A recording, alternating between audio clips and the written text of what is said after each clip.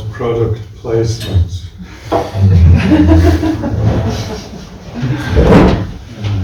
Good morning, everyone. I hope you had a good rest and a good start in this day of practice, our second day at Sesshin. And like when the gong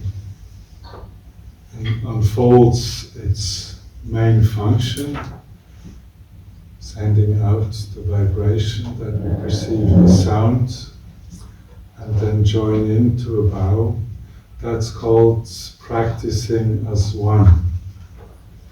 So there's no distinction really between that metal plate, the vibration, and us being invited to bow. And so we are slowly picking up all the rituals. Sometimes when we are so deep in samadhi and forget in what direction to start at Kinhin, also that is part of the fun. So don't be too irritated. Just trust that the group is stronger than your will if you try to go the wrong way. Yeah. So today, as promised yesterday, I will start a series of a few koan from the koan collection MUMONKAN. So today, it's already announced, it's going to be about some winds, might be close to the Baltic shore. Doesn't really matter, but it's about wind and flags. So, but a few remarks first to begin with. So a Zen teacher always has to reprimand people who do wrong. So just as a reminder, when the Kinhin is finished, and you come out from the loo or having a drink, then you wait in the waiting area until your spot comes. And should Ivo already have used his clappers, everyone rushes to the place, except you who stay at the entrance. You remain there until I myself or Inesse indicates to bow. So don't look to Ivo, it's me or Inesse will initiate the bow.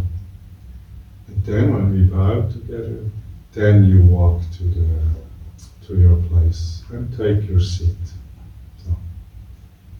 Not that we have to wait until you ran across the room to your place and only then can we bow. It's really, we start with bowing and then proceed. So that was the reprimand. From now on I expect you to follow the rules and regulations closely. That said, today there will be again Doksan for everyone. Right after the Teisho we start with that, or after the Kinhin, following Teisho. Well, now, today, as announced, one koan of the koan collection MUMONKAN. Today it's going to be the case 29. Has the title, Not the Wind, Not the Flag.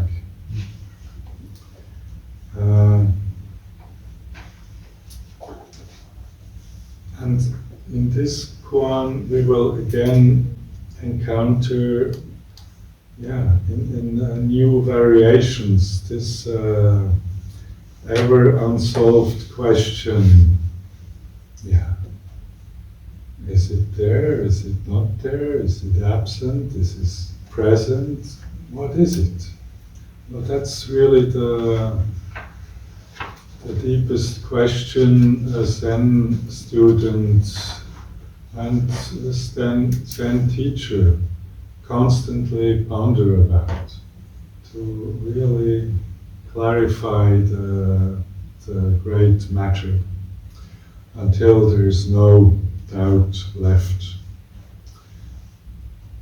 Of course, if we try to think about it on and on and on, that's not the way. We're always warned, it's not about cognitive level of understanding. Of course, I will tell a few things about the koan, about the situation, so there will also be, just to satisfy a little bit the cognitive mind, also some information, but it's not the core. But what is the core? It's a form, a mode of being, of existing, rather than grasping it. There's sometimes the talk about, we have different kind of intelligence. There's the rational, the mental intelligence, and the emotional, the spiritual, the bodily intelligence. But if we fragment life like this, it's hard to really be one with all the different aspects. They're just means, instruments to focus, to close in on something, but it's not the real thing. But again, what is the real thing? For instance, the real thing during Sesshin is not only to wait for that Teisho, when I get fed like a cow at the critch or a bull, to get some food for the mind. Now the whole Sesshin is meant to build, to form a unity. So when we start the day with reciting, for instance, the Kenzan, it's on the one hand, doesn't really matter much whether we understand Japanese or not. It's a good start into the day to recite together, to be in resonance together.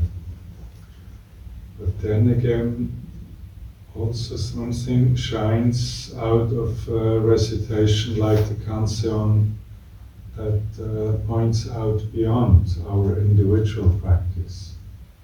Like when we participate in the service last evening with Juris and celebrate the Eucharist, where in some form or another, with other different words and images, celebrate this unity, being united with bread and wine and with the divine, or like in the prayer of Pia, who points out to the cosmic reality that also is part of our existence, or rather, we are part of that existence, or even more, we are not separate from that reality. And so when we recite in the morning Kenzan and the great vows, we don't necessarily have to believe, but it also has a deeper meaning when we recite Kenzan.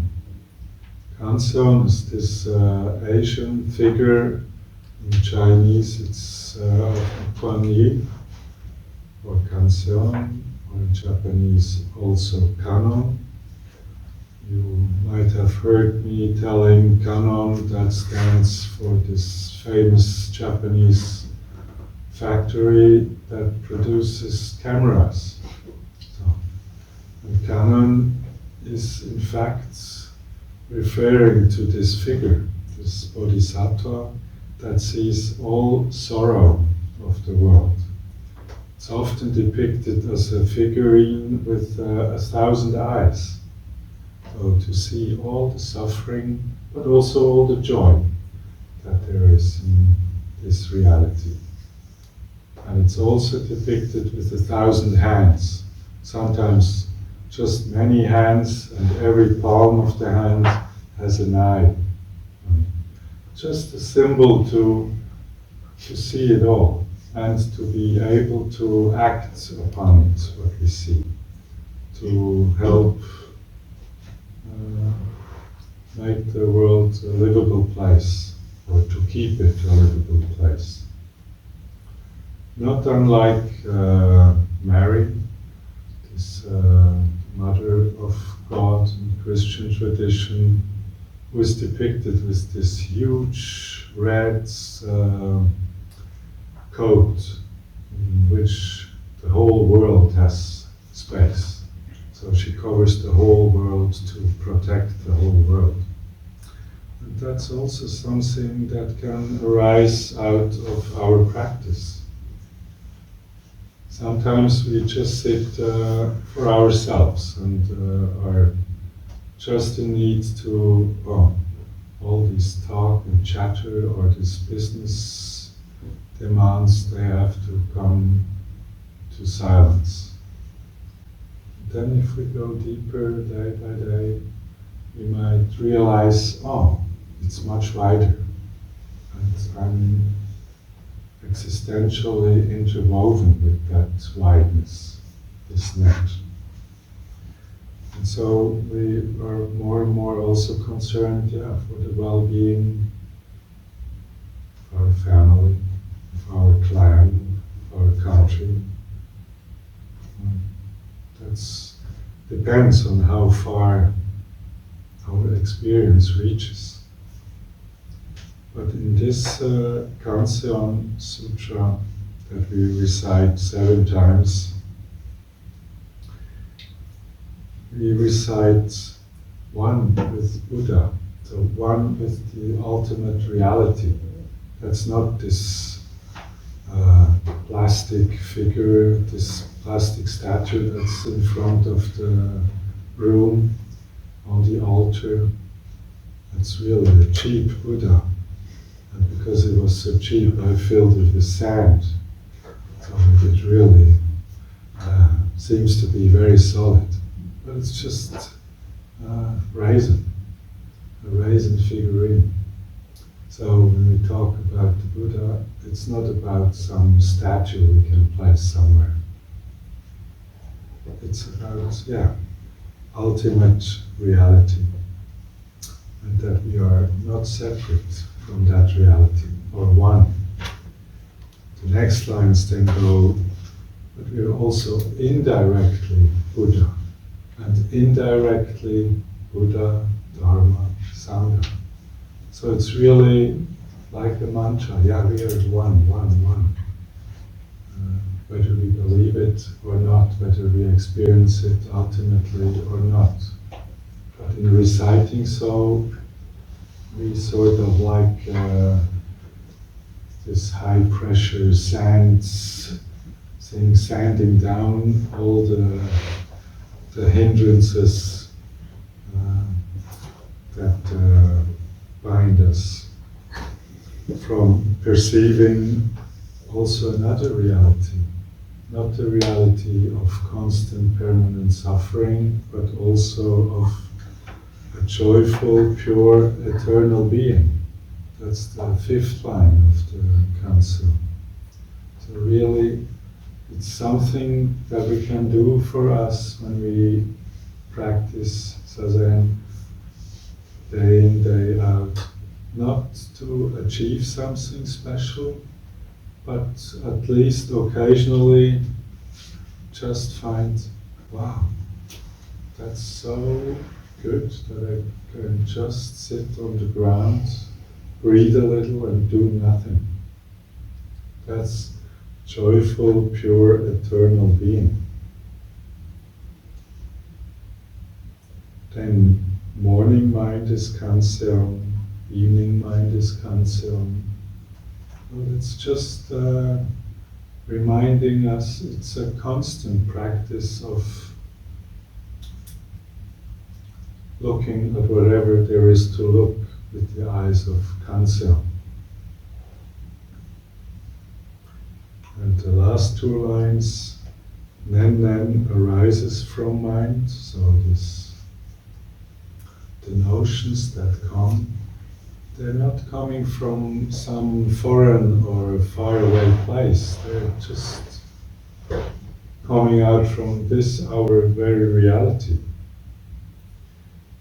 And it's not separate from anything you can experience here.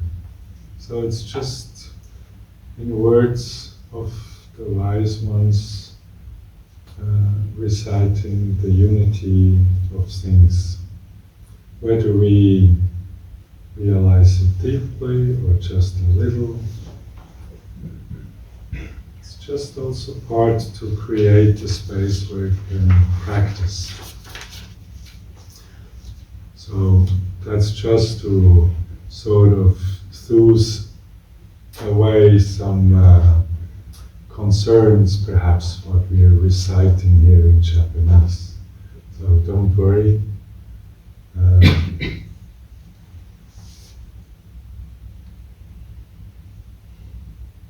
At least it's part of the tradition.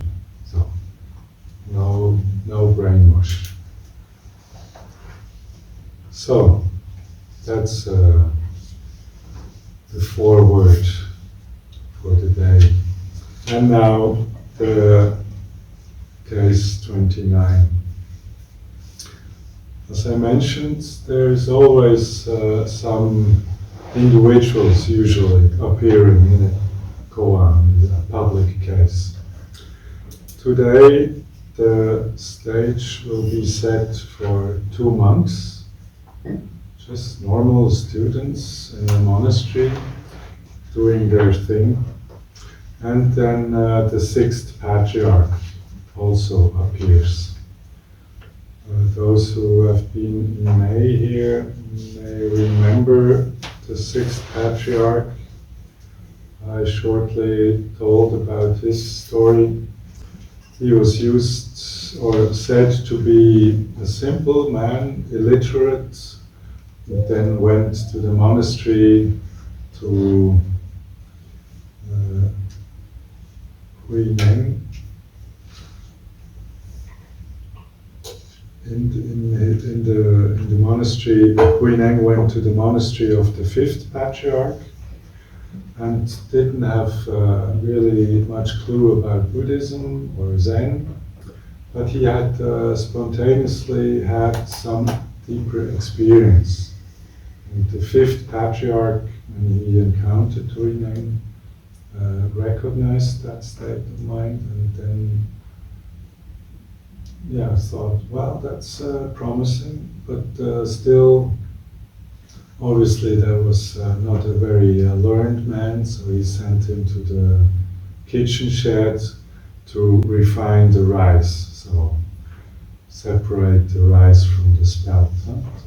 And he let him work for a few months and forgot about him in the shed. And then the legend goes that the 5th patriarch was in search for a successor, and so he announced a competition in the monastery. So like if the town of Riga wants to build a new building or wants to elect someone, then they start a race or a competition for the most able women or men to run for that office.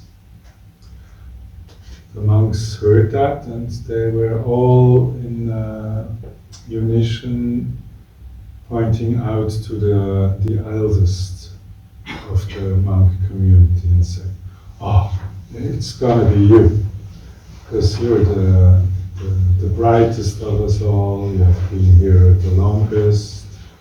All these secular categories we usually use to elect someone. Precondition for election was that the one to be chosen should have made a poem showing off his experience, his wisdom. And so this monk, this eldest monk, he wrote the following poem. The body is the Bodhi tree. The mind is like a clear mirror. At all times we must strive to polish it, the mirror, and must not let the dust collect on the mirror. So that's the poem of the oldest, the one who was very trained, like Inessa is trained to push you to keep the rules and regulations and keep the dust away from every spot, not just the mirror.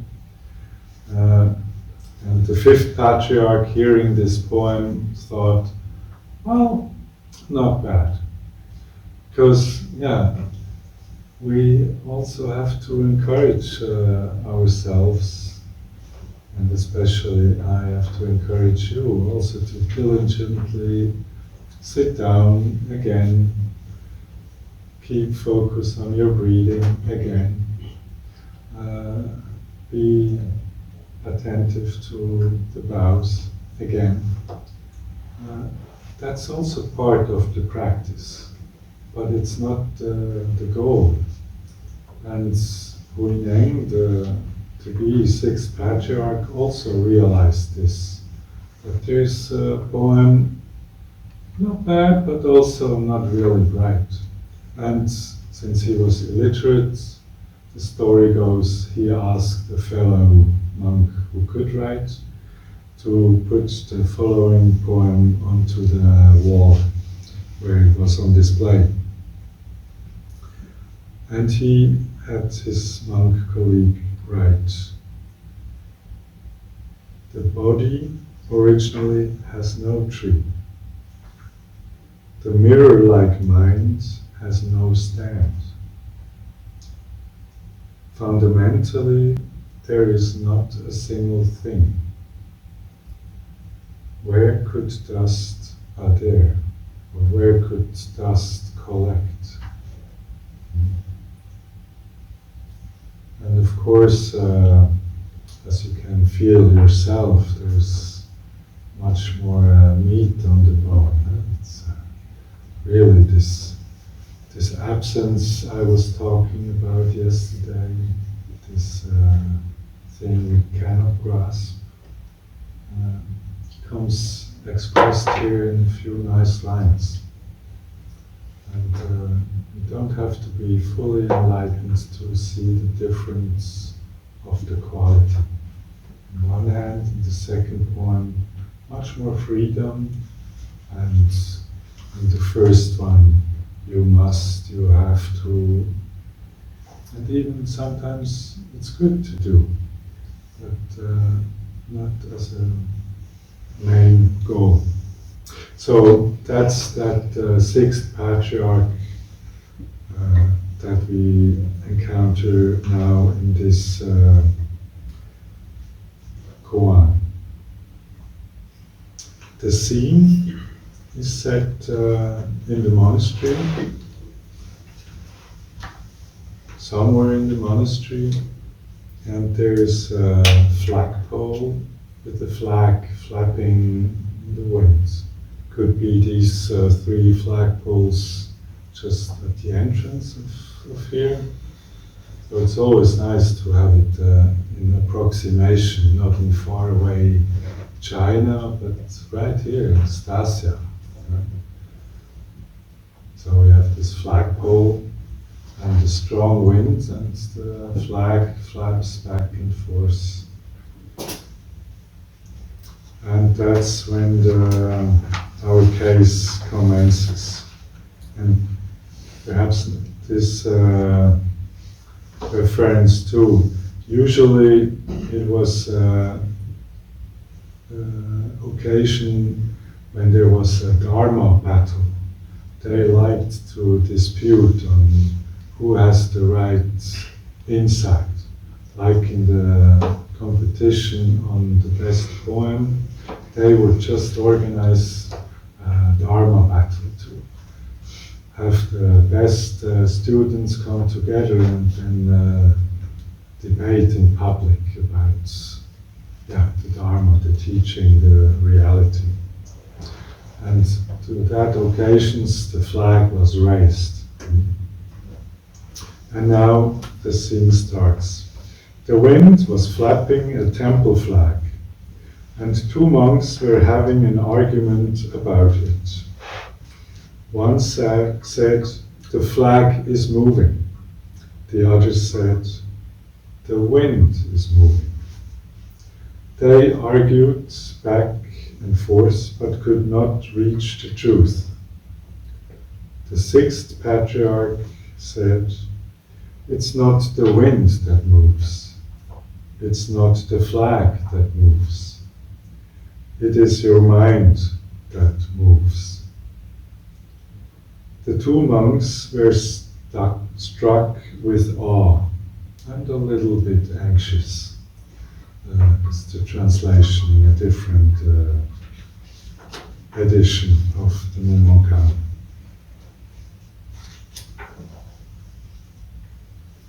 So before I read the commentary and the verse, please, Ines, can you distribute the pages?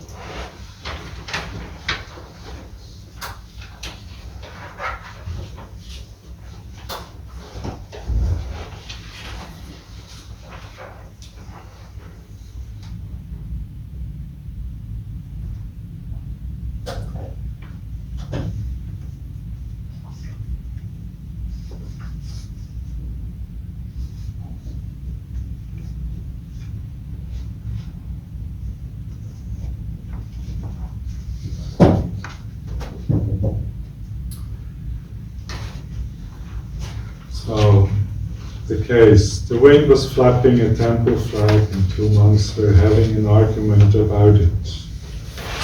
One said the flag is moving, the other said the wind is moving. They argued back and forth, but could not reach the truth. We've seen this over and over again. Sometimes when we are observing ourselves critically, perhaps in a couples fight, we have our set mind on who is right and who is wrong, and then we go back and forth, And here, of course, too. Here is two monks. They're really, you can imagine them being serious about it, not just like us observing this public case and already knowing, there must be nonsense what they're going about. No, they really, what is it that moves? So, is it the temple flag? that moves.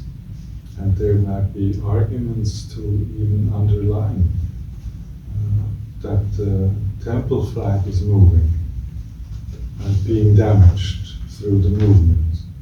Also here in the picture of that flag, there's holes, and sometimes at the edges of the flag, some strands of fabric loose, and the flag disintegrates from constantly flapping. So there's totally arguments also, the flag is moving. But also the other one who says, even though we cannot see the wind, it's invisible, but the wind obviously is also moving and takes a lot of things with him, or with it. The leaves, parts of the flags, sand of the soil, sometimes, or I don't know whether you have this phenomenon here also, that some sand from some place comes over here. So there's also arguments that the wind is moving.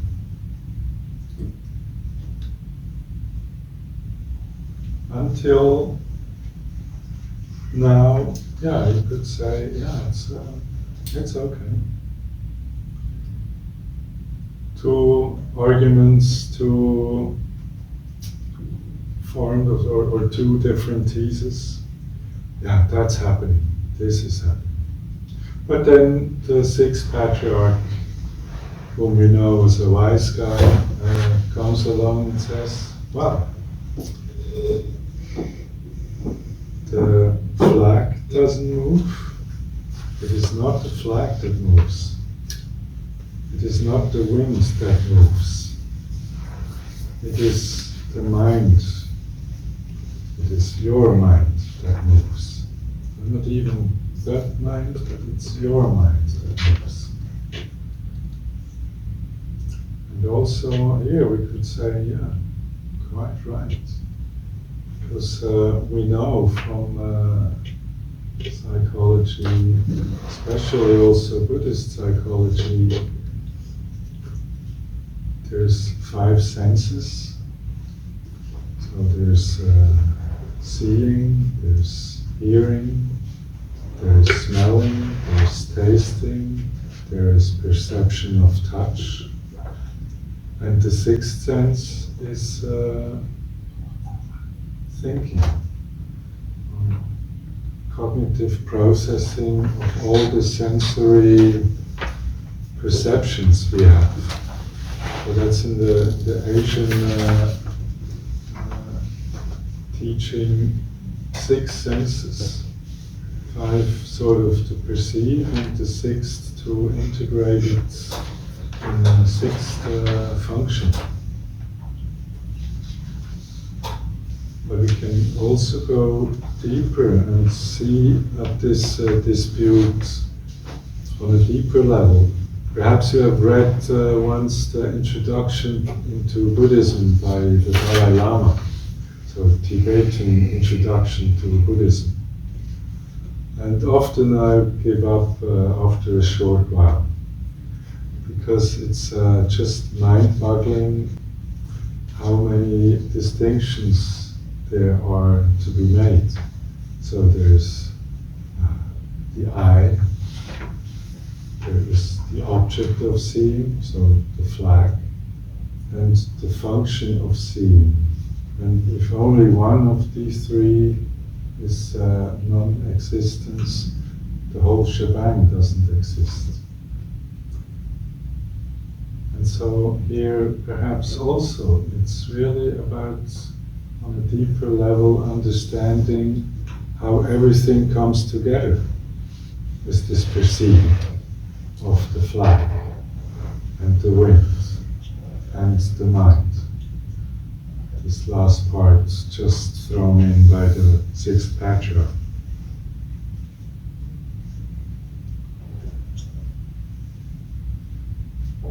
Mumon has his own view on this whole public case.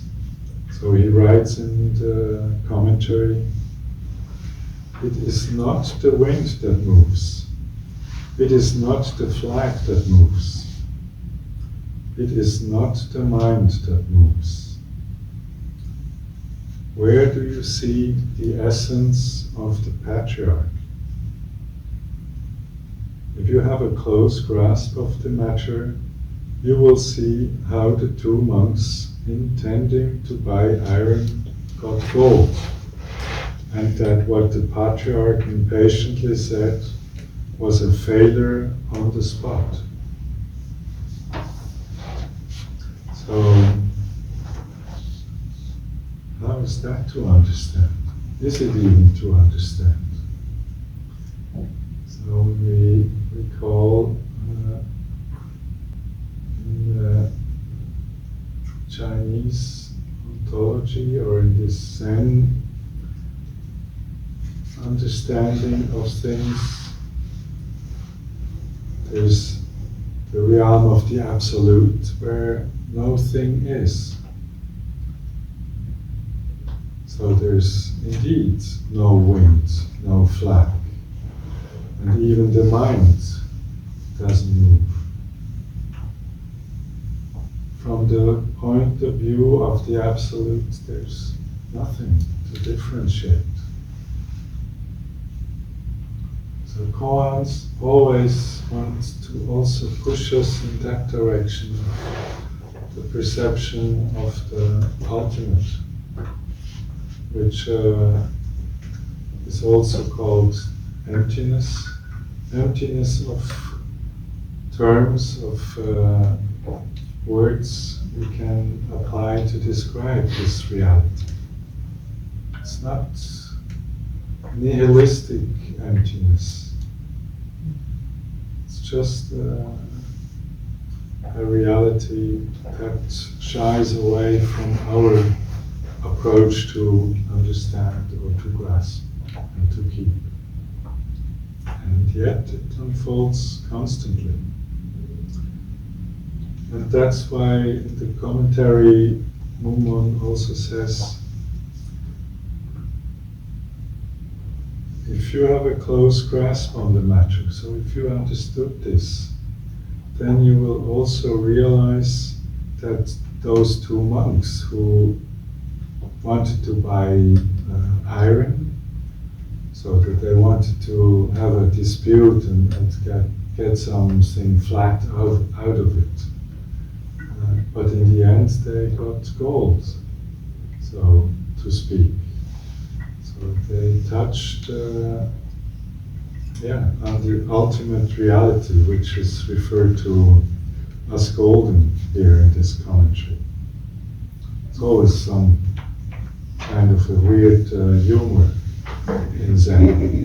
You have to read it over and over, and especially sit over it over and over until we might grasp it and burst out laughing ourselves about the obvious thing.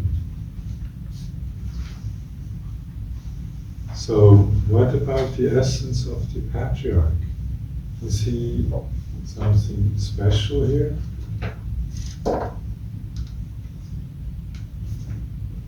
The super wise guy, the spiritual James Bond? Or is he just participating in this dance on interacting with ultimate reality? The commentary, it seems clear. And also the reprimand from Mumon towards the sixth patriarch. He says, and that what the patriarch impatiently said was a failure on the spot. Like, I'm failing too. I can't explain it.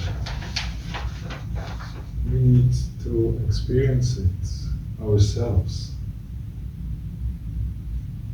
And yet, it's also part of our existence. We are naturally beings of images. So when we are forced or told to not to imagine the red dot on the wall or the elephant in the room, it's hard not to, because it also corresponds with our nature, as well as it corresponds with our nature to have thoughts and try to explain things.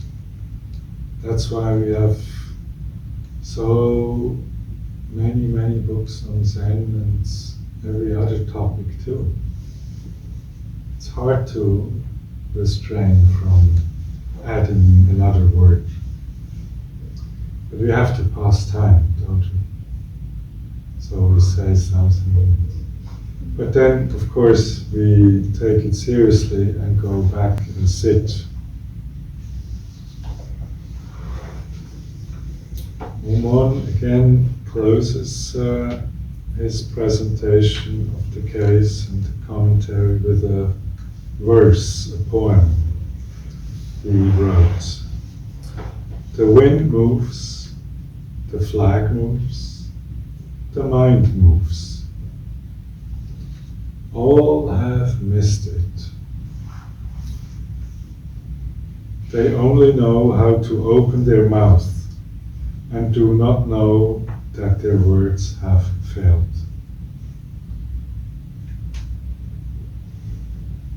Yeah, I hope so. Do you miss it too, or do you get it? Oh, that's the question for the rest of the day. Yeah? And try hard.